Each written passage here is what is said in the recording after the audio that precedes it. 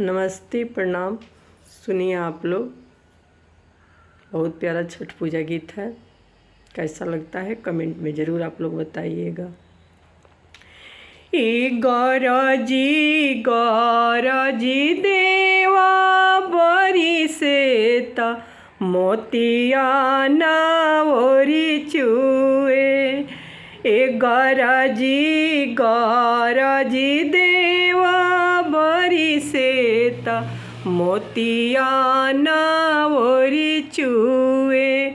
मोतिया नावरी चुए।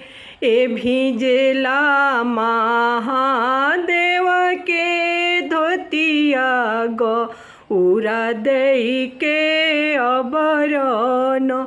ए भिजेला महादेव के धोतिया गौरा दई के अबरन। ए गोदिया में भिजेले गणपति बाबू आंगुरी सहोदर बेटी। आंगुरी सहोदर बेटी।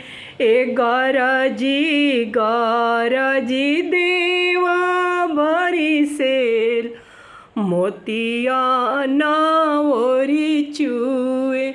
मोतिया नावरी चुए। मोतिया नावरी चुए। धन्यवाद दोस्तों।